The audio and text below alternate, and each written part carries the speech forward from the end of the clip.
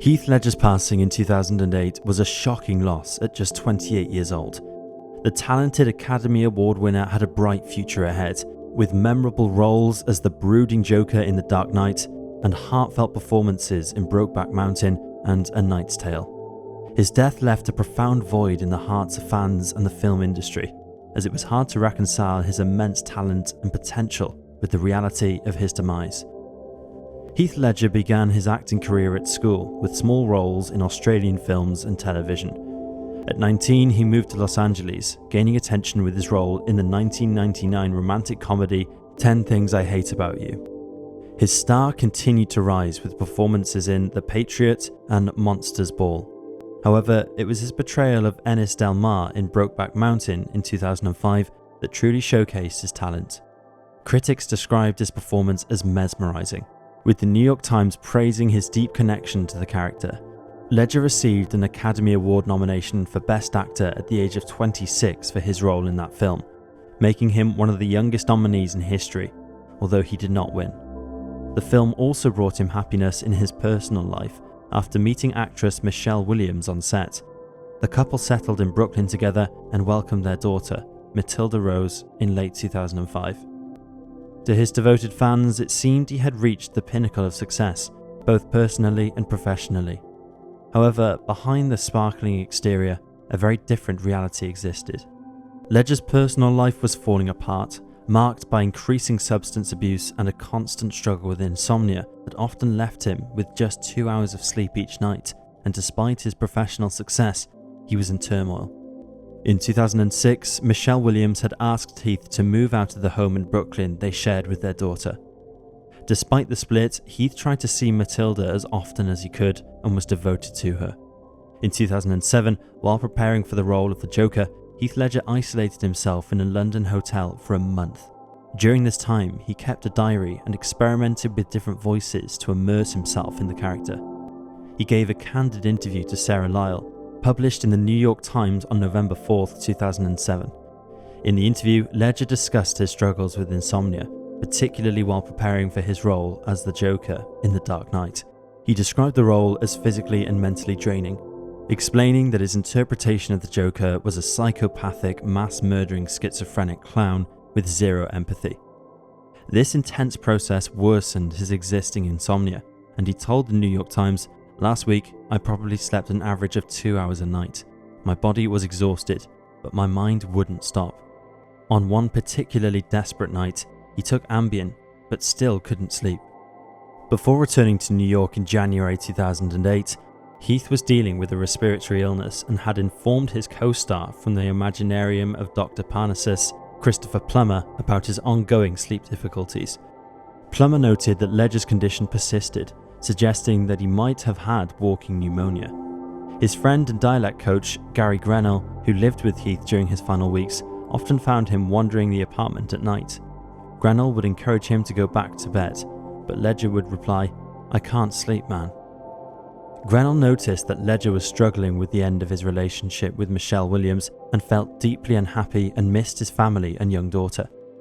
Concerned for his well-being, Ledger's family reached out to him. His sister called him the night before his death to warn him against mixing prescription medications with sleeping pills. Ledger reassured her by saying, "Katie, I'm fine. I know what I'm doing." In his last interview with Chuck the Movie Guy, he discusses his latest role in I'm Not There, Todd Haynes' strange, audacious new film, which attempts to get to the heart of Bob Dylan by dancing around him. Take a look. It's hard to believe that this is the guy that turned himself into the Joker. But it's harder to believe just a few weeks after this interview, Heath Ledger would be dead. On January the 22nd, 2008, Ledger was in his Soho apartment in New York City. At 12:30 p.m, his housekeeper, 56-year-old Teresa Solomon, let herself into the Broome Street home, using her key. She visited once a week to clean and organise the space, which was primarily furnished with skateboards. Although the bedroom door was closed, this wasn't unusual. Solomon later noted that she didn't always have contact with Ledger during her cleaning tasks. At 1 p.m, Teresa entered Heath's bedroom to change a light bulb in the adjoining bathroom. She heard the actor snoring. He was lying on his stomach with the covers pulled up to his shoulders. Assuming everything was fine, she left the room without thinking anything was wrong, believing he was simply sleeping. At 2:45 p.m, massage therapist Diana Wallazin shows up for Ledger's massage appointment and knocks on his bedroom door, but there is no answer. At around 3:10 p.m, she chatted briefly to Teresa before calling Heath's cell phone to try and rouse him, but again there was no answer. Diane enters Heath's bedroom and sees the actor face down on the bed with the sheets covering. Thinking he is still asleep, she sets up her massage table, then tries to wake him by shaking him and calling his name. But he didn't move. She senses something is wrong, initially believing Heath is unconscious. At 3:17 p.m, in a strange move, Diana uses Ledger's cell phone and makes a 49-second call to actress Mary-Kate Olsen, whose number is programmed into the phone. Wallazin knows that Olsen and Ledger are friends, and she asks Mary-Kate for advice on what she should do next. Olsen, who lives in Manhattan but was in California at the time, responds by saying she will send over her private security guards to help deal with the situation. Moments later, Diane makes another frantic call to Olsen, saying, "I think he may be dead. I'm calling 911. "I already have people coming over," Olsen replied, but at no time did she advise Wallazin to call 911. At 3:26 p.m, Diane calls 911 on Ledger's cell phone and an operator tells her how to perform CPR. At 3:33 p.m, paramedics arrive and move Ledger from the beds to the floor to make it easier to revive him. As they try to save his life, Mary-Kate's rent-a-cops show up. At 3:36 p.m, Ledger was pronounced dead, although it is believed he died around 2 hours earlier. Police find bottles of 6 different pills in the apartment, 2 for anxiety, 2 for insomnia, and 2 for pain. Ledger had prescriptions for all of them, some issued in Europe. Police also found a rolled up $20 bill on the floor near the bed, typically used to snort cocaine, but a toxicology test found no drugs on the bill. There was no evidence of alcohol use and no illegal drugs were found. A more mundane find was a note on the refrigerator that said Wallazin would be coming for a 3 p.m. appointment. An initial autopsy was inconclusive and further tests were ordered. After the news of Ledger's death filtered through, fans gathered outside his apartment, leaving flowers and tributes. According to the medical examiner's office in New York City, Heath Ledger's cause of death was determined to be an accidental overdose of prescription medications. The combination of drugs involved included painkillers, anti-anxiety medication, and sleeping pills. Specifically, Heath died from acute intoxication due to the combined effects of oxycodone, hydrocodone, diazepam, temazepam, alprazolam, and doxylamine. Experts explain that this mixture can cause the brain and brainstem to fall asleep, potentially leading to a cessation of heart and lung function. Authorities ruled Heath Ledger's death as accidental. However, questions were raised by fans, particularly after his masseuse called actress Mary-Kate Olsen shortly after discovering his body, and Olsen's close friendship with Ledger led to speculation about her possible involvement in supplying drugs. Investigators addressed the situation by explaining that the masseuse contacted Mary-Kate because she wanted to avoid a media frenzy.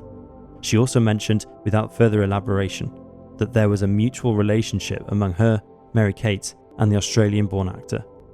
However, this did not quell the rumours, and suspicion grew further when Olsen refused to cooperate with the DEA unless she was granted immunity. Despite the tabloid speculation, Olsen had no connection to the drugs found in Ledger's home or in his body, according to her lawyer. Ultimately, prosecutors stated they did not believe they would be able to identify anyone who supplied Ledger with the painkillers. To this day, it remains unclear how Ledger acquired the painkillers that contributed to his death, and conspiracy theories are rife. However, his father is unequivocal about who is accountable for Heath's death, asserting that the responsibility rests entirely with his son. He is quoted as saying, "It was entirely his fault. No one else is to blame. He made the choice to reach for those substances and put them in his system. You cannot hold anyone else responsible in that situation. It's difficult to come to terms with because I loved him deeply and was so proud of him." Following private memorials in Los Angeles, Ledger's family returned him to Perth for cremation at Fremantle Cemetery. His legacy is honoured in songs like Eskimo Joe's Foreign Land and Bon Iver's Perth. In January 2011, a theatre at the State Theatre Centre of Western Australia was named after him. Heath Ledger's death significantly affected the marketing of Christopher Nolan's The Dark Knight and Terry Gilliam's The Imaginarium of Dr. Parnassus. Both directors aimed to honour Ledger's work. Gilliam paused production but later salvaged the film, incorporating different versions of Ledger's character played by Johnny Depp, Jude Law and Colin Farrell, who all donated their fees to Ledger's daughter, Matilda. Released in July 2008, The Dark Knight was a box office success, praised for Ledger's portrayal of the Joker. Critics noted he was mesmerising in every scene. Ledger went on to receive numerous accolades for his role and won an Oscar posthumously on February 22, 2009 for Best Supporting Actor. Such a waste of a talented young man.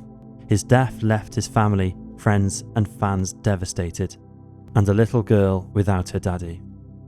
Rest in peace, Heath.